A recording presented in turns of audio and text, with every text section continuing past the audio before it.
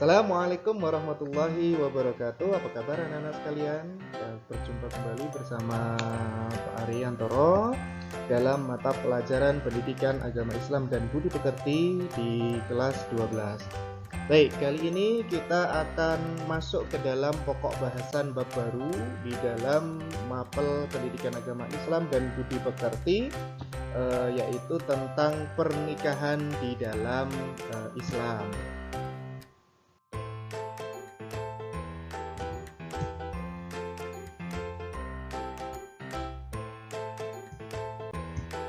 Baik, sebelum kita lebih lanjut memulai pembelajaran tentang pernikahan di dalam Islam, mari kita awali terlebih dahulu pembelajaran kita dengan membaca bersama-sama surah An-Nisa berikut ini. A'udzu billahi minasy syaithanir rajim.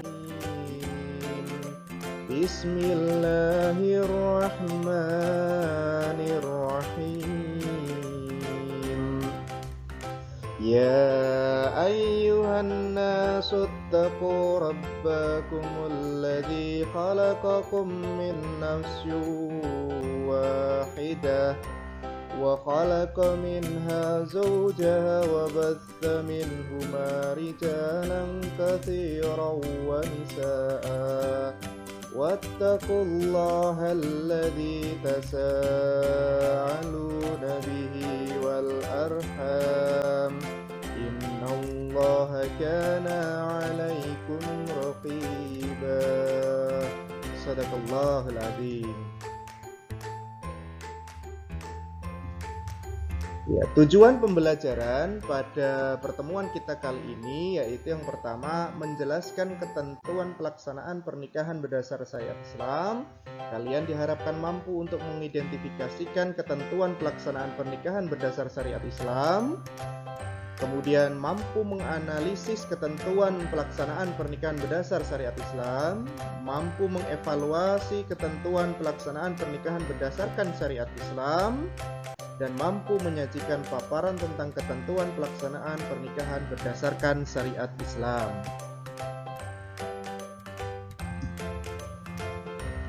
Berikut dalil tentang pernikahan di dalam Islam. Ya. A'udzu billahi minasyaitonir rajim. Wa min ayatihi an khalaqalakum min nafsi anfusikum azwajan litaskunu ilaiha wa ja'ala bainakum mawaddata wa rahmah inna fi dzalika laayatil liqaumin yatafakkarun. Dan di antara tanda-tanda kekuasaan Allah adalah Allah menciptakan untukmu istri-istri dari jenismu sendiri supaya kamu cenderung dan merasa tentram kepadanya dan dijadikannya di antaramu rasa kasih sayang. Sungguhnya pada yang demikian itu benar-benar terdapat tanda-tanda bagi kaum yang berpikir. Dan ini dalil dari hadis ataupun surat yang lain. Ya, ada surat Ar-Ra'd, kemudian hadis riwayat Tirmizi dan hadis riwayat Bukhari Muslim terkait dengan pernikahan.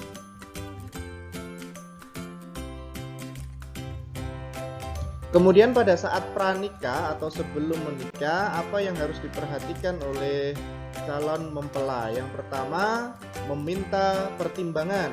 Yang kedua, sholat istikharah. Dan yang ketiga, melakukan ta'aruf atau mengenal calon pasangan. Kemudian mengkhitbah atau melamar ya.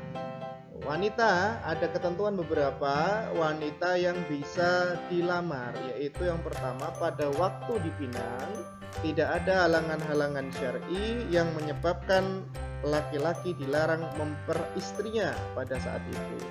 Kemudian yang kedua, belum dipinang oleh orang lain secara sah. Kemudian melihat wanita yang dipinang. Pengertian nikah. Nikah secara etimologi berarti berkumpul atau mengumpulkan, dan secara istilah atau terminologi nikah berarti akad yang menghalalkan suami istri bermesraan dengan cara yang ditetapkan oleh syarak atau Islam. Yang kedua, akad yang menghalalkan hubungan kelamin antara laki-laki dan perempuan dalam rangka memenuhi ketentuan syariat. Kemudian tujuan dari nikah yang pertama untuk memperoleh rasa ketenteraman. Kemudian yang kedua menumbuhkan rasa cinta.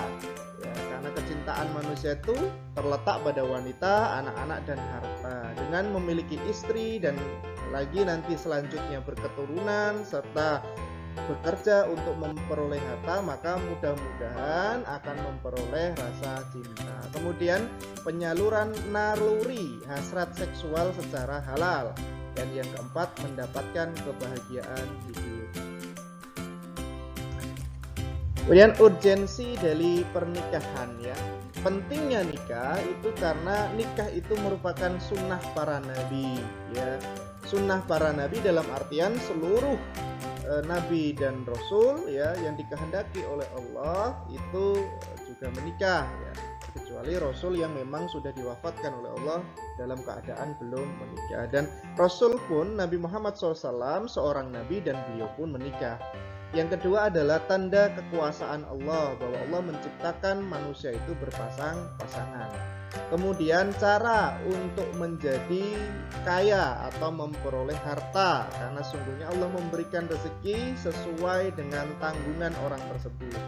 Ya, ketika sudah berumah tangga tentu akan jalan menuju pintu rezeki akan terbuka lebih banyak. Kemudian nikah merupakan separuh dari agama. Ya, tidak ada ilah pembujangan atau akan bujang atau gadis sampai meninggal. Itu kalau di dalam Islam tidak diperbolehkan ya, artinya seorang harus bisa menikah sesuai dengan ketentuan yang ditetapkan di dalam agama Islam dan tidak diperkenankan untuk membujang selama-lamanya. Kemudian menikah merupakan ciri makhluk hidup yang membutuhkan pasangan. Kemudian hukum nikah. Nikah bisa menjadi wajib ya, bisa pula nikah menjadi sunnah. Nikah juga bisa menjadi mubah. Nikah bisa menjadi makruh dan hukum nikah bisa menjadi haram.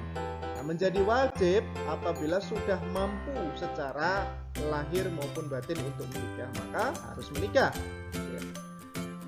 Kemudian ketika dia tidak bisa menghindari resiko zina, jadi daripada berzina lebih baik menikah. Kemudian nikah bisa menjadi sunnah ketika mampu secara lahir dan batin tetapi masih bisa menahan dari godaan zina. Kemudian menjadi mubah itu sebetulnya adalah hukum asal dari nikah ya. Dia tidak mampu, belum mampu secara lahir maupun batin ya, tetapi kemudian istrinya rela. Kemudian makruh ya, tidak mampu secara lahir batin tetapi istri tidak rela ya, tidak bisa menafkahi lahir batin tetapi istri tidak rela. Kemudian tidak mampu secara lahir dan batin, kemudian istri tidak rela dan ada kecenderungan untuk menyiksa pasangan, maka nikah tersebut hukumnya haram. Kemudian di sini ada memilih pasangan yang tepat untuk menikah ya. Ada beberapa pertimbangan di dalam agama kita untuk memilih pasangan yang tepat pada saat melangsungkan pernikahan. Yang pertama adalah asasi ya, kualitas agamanya bagaimana. Kemudian keturunannya dilihat apakah keturunan baik-baik atau tidak. Secara manusiawi kemudian ada kecantikan, harta, kesuburan ya. Terus kemudian secara taktis ada kesetaraan dan kesehatan ya, dalam hal ini keilmuan, budaya, status dan sebagainya. Kemudian rukun nikah. Rukun nikah yang pertama ada wali ya, ada 2 orang saksi, ada ijab qabul, kemudian ada calon suami, kemudian ada calon istri ya. Untuk wali persyaratannya adalah Islam, kemudian sudah baligh, berakal, kemudian merdeka atau tidak dipaksa. Kemudian untuk syarat-syarat wali menurut tambahan Imam Syafi'i adalah tidak sedang dipaksa, harus laki-laki, tidak sedang ihram dan tidak cacat penglihatannya. Dan sunnah nikah. Ya, sunnah nikah adalah tidak melakukan poligami, karena sungguhnya poligami belum tentu sunnah Nabi ya. Banyak persyaratan yang ada di belakang ketika seorang itu melakukan poligami. Banyak pertimbangan gitu ya. Tidak serta-merta bisa dihukumi sebagai sunnah Nabi secara mutlak gitu ya. Kemudian yang kedua, sebaiknya dilakukan di bulan Syawal. Bulan lain boleh ya, bulan lain boleh, tapi ini yang mendekati sunnah. Kemudian dilangsungkan di masjid, dilangsungkan di hari Jumat, ini juga sunnah ya, tidak pun tidak apa-apa. Kemudian melihat calon ya, nah ini juga sunnah ya, harus mengetahui calonnya seperti apa. Kemudian penyebutan mahar ya, penyebutan mahar pada saat ijab kabul ya. Khotbah sebelum akad, kemudian diumumkan, nah, harus diumumkan ke khalayak bahwa si A, si fulan menikah dengan fulanah. Kemudian mengadakan walimahan atau undangan makan. Kemudian melakukan doa atau tahniah, ucapan selamat, dan kemudian melakukan doa suami untuk istri. Hal-hal yang berkenaan dengan teknik pernikahan diantaranya adalah di dalam terdapat dalam Undang-Undang Republik Indonesia nomor 1 ya, tahun 74 pasal 2 ya, PP nomor 9/75 tentang pencatatan perkawinan ya. Ya, keduanya harus Islam ya, sudah sampai umur 21 tahun ya, tidak dipaksa dan tidak ada halangan nikah antara kedua calon tersebut.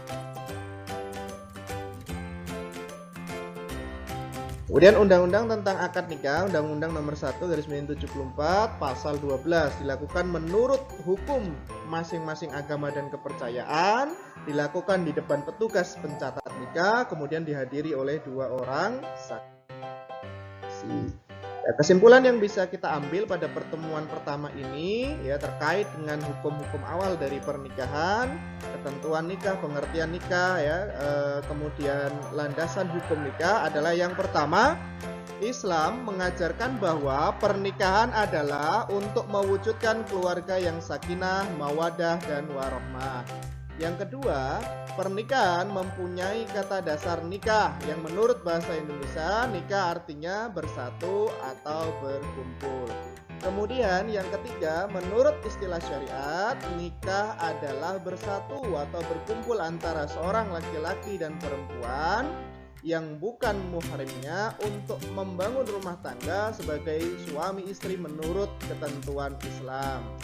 Kemudian di dalam ketentuan Islam, nikah menghalalkan hubungan seksual antara keduanya dengan dasar sukarela dan persetujuan bersama demi terwujudnya keluarga bahagia yang diridhoi oleh Allah Subhanahu wa taala. Hukum nikah yang selanjutnya adalah mubah atau boleh dilakukan bagi setiap